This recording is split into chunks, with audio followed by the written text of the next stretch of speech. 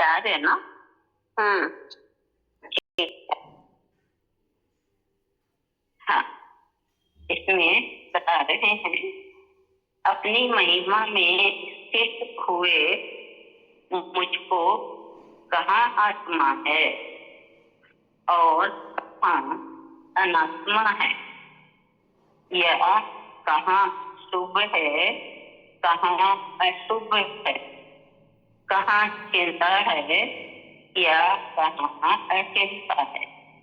Explain कर रहे हैं अष्टवक्र जी। आत्मा, परमात्मा, ईश्वर, ब्रह्म आदि नाम देखने से ही अनेक भ्रांतियां पैदा हो गई। जैसे ये कोई पदार्थ है, कोई तत्व है जिसे देखा जा सकता है, जाना जा सकता है, पाया जा सकता है, किंतु जो ध्यान की गहराई में गए हैं उन्होंने ऐसा कुछ जाना नहीं, न देखा न पाया, किंतु अभिव्यक्ति के लिए उन्होंने नाम दे दिए जिसमें भ्रांतियां पैदा हो गई, सत्य लुप्त हो गया। लाओ त्सो ने इसलिए कहा कि सत्य को कहा नहीं जा सकता तथा जो कहा जा सकता है वो सत्य नहीं है।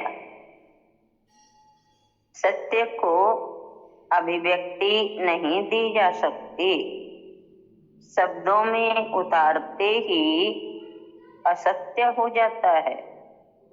इसलिए ज्ञानी मौन हो जाते हैं। ध्यान या समाधि में आत्मा के दर्शन नहीं होते, न उसका साक्षात्कार ही होता है। उस स्थिति में जो कुछ अनुभव होता है उससे आत्मा का अनुमान लगाया जाता है, इन्फर किया जाता है कि यह आत्मा है, किंतु आत्मा कैसी है ये कहना कठिन है।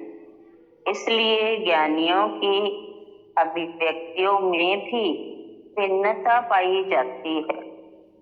जो भी आत्मा के बारे में कहा गया है वह पूर्ण सत्य नहीं।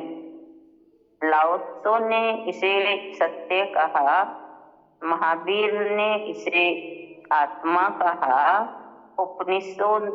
उपनिषदों ने सत्य यानी वह कहा, बुद्ध ने अनात्मा, शून्यवादियों ने शून्य कहा, ज्ञानियों ने इसे ज्ञान कहा, भक्तों ने इसे भगवान कहा, परमात्मा कहा, अद्वैतवादियों ने ब्रह्म कहा।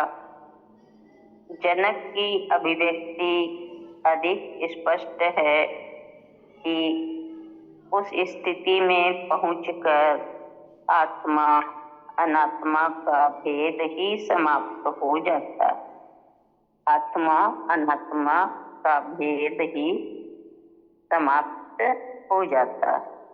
वहां पहुंचकर केवल आनंद का बोध होता है, व्यक्ति शांत हो जाता है और ऐसी प्रतीति होती है जिसका वर्णन नहीं किया जा सकता।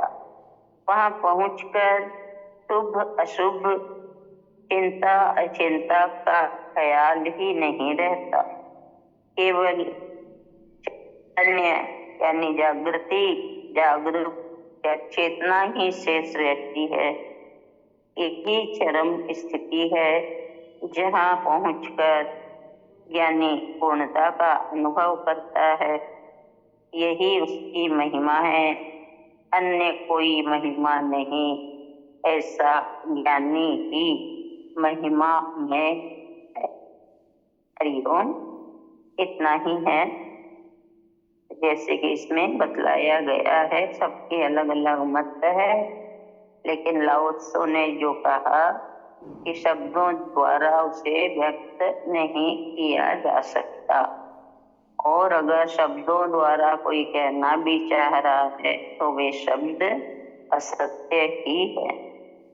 तो इस तरह से हमें बताया कि आत्मा क्या है। तो ज्ञानियों ने कहा कि आनंद जिसके अंदर आ रहा है वो आत्मवान हो गया। बहुत अच्छा लेसन है। बताइए नविता। हाँ, हरिओम। हाँ हरिओम। हाँ, आज के सूत्र में बताया आगे लेसन में कि सबने अपने अपनी दृष्टि से नाम दे दिया। जैसे किसी ने आत्मा कहा, किसी ने परमात्मा, ईश्वर, ब्रह्म। तो एक तो सबने जैसे जाना, जैसे अनुभव किया, वैसे वैसे अलग अलग नाम दे दिया। तो ये नाम देने से भी भ्रांतियां पैदा हो गई। तो यहाँ पे यही बताया कि जब ध्यान की गहराई में गए तो जाना कि मतलब ऐसा कुछ देखा, कुछ पाया नहीं, केवल उन्होंने अभिव्यक्ति के लिए नाम दिए। लेकिन नाम देने मात्र से ही कहा कि भ्रांतियां भी पैदा हो गई। जैसे लाओ त्से ने कहा ना कि सत्य को अभी कहा नहीं जा सकता, और जो कहा जा सकता वो सत्य ही नहीं है। तो यहाँ पे एक उदाहरण ये याद आ रहा था कि जैसे गर्म पानी है, हम गर्म पानी को टच करते हैं, ठंडे पानी को टच करते हैं, तो वो टच करके अनुभूति सबको अलग अलग होती, किसको कैसी होगी, किसी को कैसी होगी, सब अपने अपने हिसाब से बताएंगे, ऐसी हुई वैसी हुई। तो उसको कहा नहीं जा सकता, उस अनुभूति को जैसे ही कहा वो दूसरे के लिए असत्य जैसी प्रतीत हो सकती है। तो इस तरह से ही कहा कि जो सत्य होता है उसी की अभिव्यक्ति नहीं की जा सकती, बस केवल उसको अनुभूत किया जा सकता है। तो ये यहाँ पे बताया कि जिसने जैसा जाना, जैसे कहा ना, लाओ त्से ने से सत्य कहा, महावीर ने से आत्मा, उपनिषदों ने तत्व शब्द यूज किया है, यानी वह तो सब, और शून्यवादियों ने शून्य, ज्ञानियों ने ज्ञान, इस तरह से अलग अलग अभिव्यक्ति की है। लेकिन यहाँ जनक जी की अभिव्यक्ति बता रहे हैं कि ऐसी स्थिति में पहुंचकर आत्मा और अनात्मा जो होती है उनका भेद ही समाप्त हो जाता है। जिससे कहा ना, महावीर ने आत्मा कहा तो बुद्ध ने अनात्मा कहा। लेकिन जनक जी बता रहे हैं कि ऐसी स्थिति में पहुंचकर आत्मा अनात्मा दोनों का ही भेद समाप्त हो जाता है। केवल जो रहता है वो रहता है आनंद का बोध।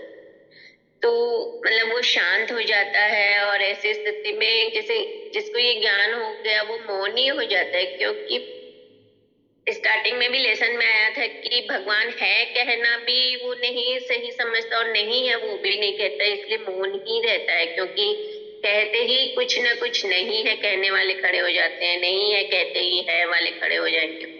तो इसलिए मौन ही रहता है ज्ञानी की, ऐसी अवस्था बन जाती है।